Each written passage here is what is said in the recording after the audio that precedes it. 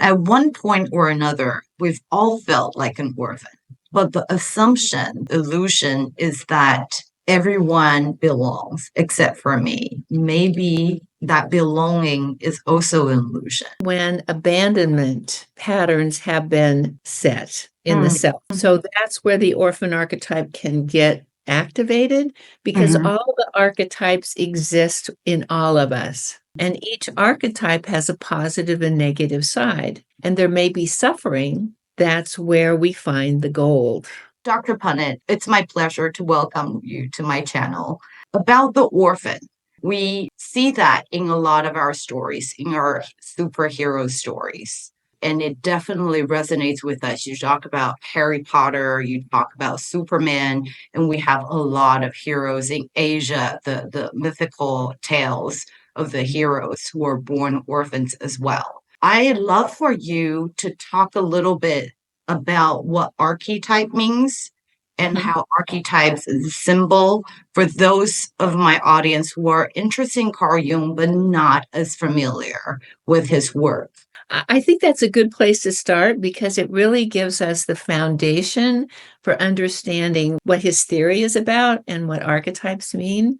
But just to begin, the ego is all conscious content. It's the center of consciousness, and all consciousness must go through the ego in order for anything to be understood, to know that I exist. For Jung, he came across this early. He had a dream in which he knew he was more than just consciousness. He had an ego, but there was something more that he learned from this dream. So then the shadow is the negative side of the personality. It's the sum of qualities we want to hide, the insufficiency developed functions that we have. And we experience the shadow as projections onto others. For example, we say somebody's fat, or they're ugly, or they're stubborn. We have to take it back and say, well, what part of me is that? That's the shadow. To make us more conscious, often it's the first step in psychotherapy. We have to look at that other part of ourselves. Right. With trauma, though, we need to work with the positive shadow first, because the ego has to be strong enough and stabilized in order to work on some of the trauma.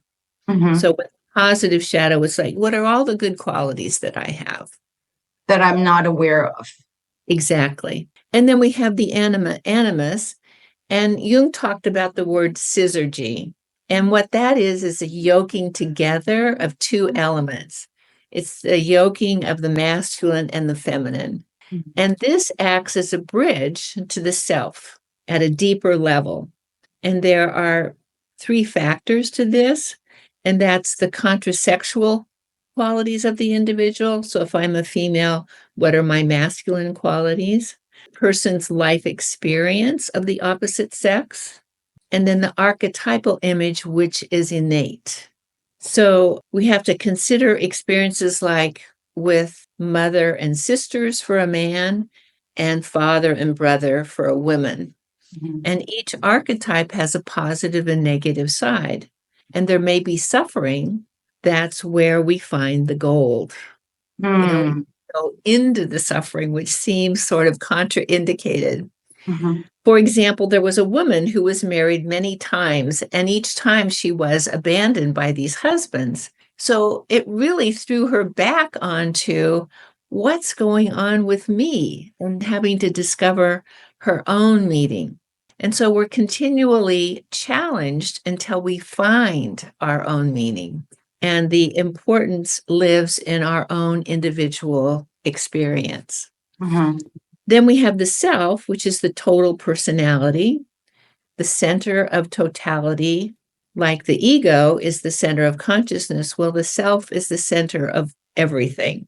And these concepts form a way of understanding the orphan, which was the theme of the book. And that is where one becomes identified with an archetype. One sets up the world as if this were the truth and the only truth. Generally, in the second half of life, we have the potential for the perspective That is, we no longer need to be tied to such an archetype, or any archetype for that matter. But the ego holds on until some consciousness can develop. We have to relinquish control and be in partnership with the self. And we can do that through some of our dreams. Now, the change comes with the gift of the symbol that leads us out, not only of isolation, but to go beyond, often overcome a separate existence from that archetype. Okay. For me, it's part of the fascination with Jung's work. It all makes sense when you're listening to it. But then you sit back and think, how do I make sense of that? Right? Because it flows, yet it's somewhat vague. How does that apply to me? I think that's what I hear from a lot of people who are trying to study Jung's work. So what you were saying, I understood, but can we look at how it use a person as an example? Why would one identify with this archetype? What type of people would see that as their archetype? And why is it important for them to see that this is my archetype, and at the second stage of their life, try to become more of an individual, try to separate themselves from that archetype? Right. So I'm going to back up just a little bit to give you a little basis for that. So in Hebrew, the orphan means the fatherless. And they were cared for by the community. Also in Latin, Greek, fatherless, we think them as usually without both parents. Right. So loneliness is being unable to communicate things important to others, or having views which others find inadmissible. And as you mentioned, there are a lot of well-known orphans: Harry Potter, all the Disney princesses, if you will, Moses, Romulus, Remus. This feeling alone is repeated in later relationships, especially when abandonment patterns have been set in the self. For example, disruptive or intrusive or insecure attachments have developed. So that's where the orphan archetype can get activated, because all the archetypes exist in all of us. And so when the orphan is constellated, it means we're on a special journey. The main factor is the child is parentless. They're orphaned. They may feel abandonment as a pervasive emotion, but you continue to live as a subject. Some strength comes from wanting to know their origins and rebuild or reinvent their biography and ancestors. It gives one sort of a teleological perspective or orientation. When you're orphaned, that's what you experience. When you're abandoned, it's more blurred. There's traces of your past that aren't so defined. The emotional life is multicolored. It's unspecific. And you find yourself at a loss to really grasp what really happened. You know, why was I abandoned? Why did they give me up? And you feel more as an object. Now, being adopted is even more complicated because you don't know your history and why. And it feels like things are not real. It's long, it's painful, it's hard to get an understanding of what your feelings are. Again, the feeling of being real.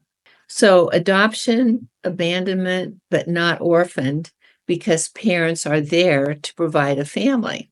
So essentially, you don't have to be an actual orphan to relate to this archetype, because at some point in your life, if you ever feel abandoned by your family and friends, or misunderstood, or somehow isolated from this world, this archetype within us gets activated. You feel like an orphan, even if you're not. Exactly. So, no, I think this is why it's so important for us to see that at one point or another, we've all felt like an orphan. But the assumption, the collective bias, if you will, illusion is that everyone belongs except for me, really is a collective illusion. And if we understand this archetype and how it's activated in us every once in a while or all the time, we can understand that maybe that belonging is also an illusion.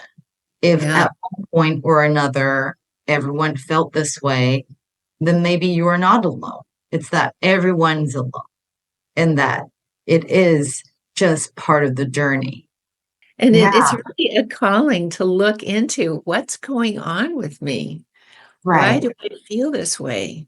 I'd like to talk a little bit about how to deal with chronic isolation of feeling like an orphan, identifying with this archetype. Because one of my most viewed video is about INFP. Their traits are not particularly accepted or valued in our society.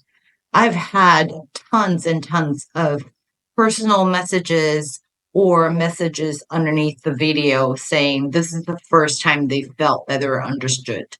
They thought something was wrong with them. So in a sense, they felt orphaned by the society.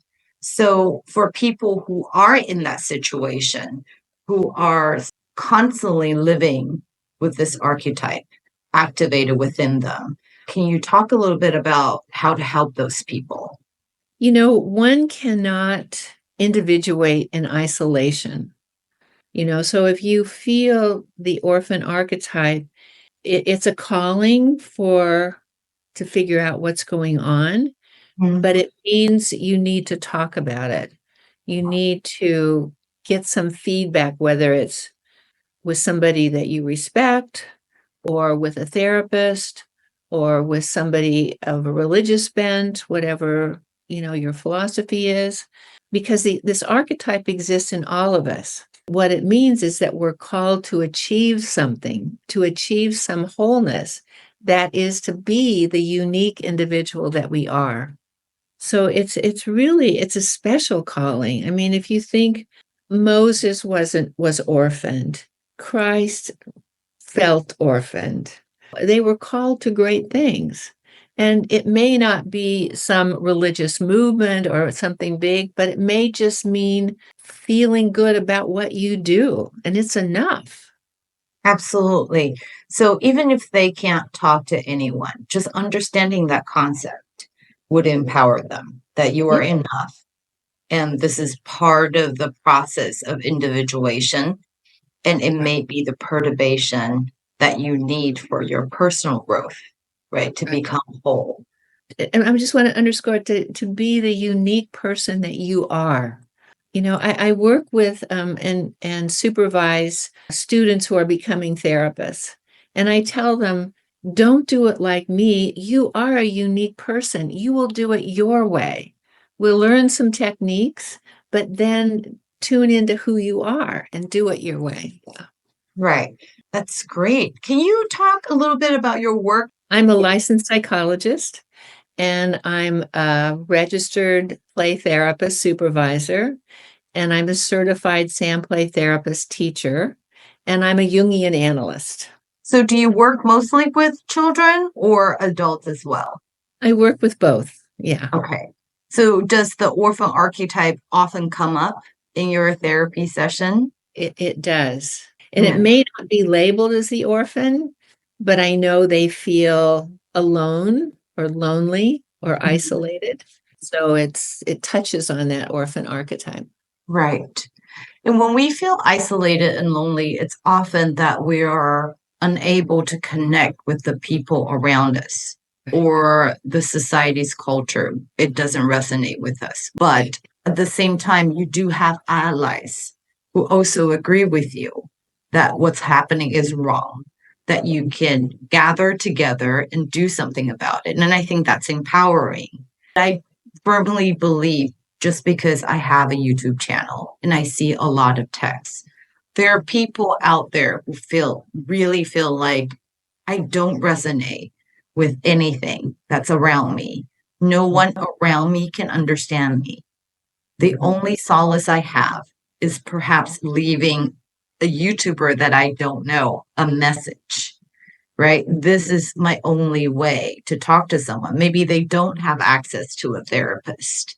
Mm-hmm. I'm always trying to find ways for them to start empowering themselves to step out. And I understand how helpless you feel at the moment, because it's easy for me to say, hey, you know, this is a special journey. You need to embark on this wonderful journey, because it's not wonderful for him or her at the moment.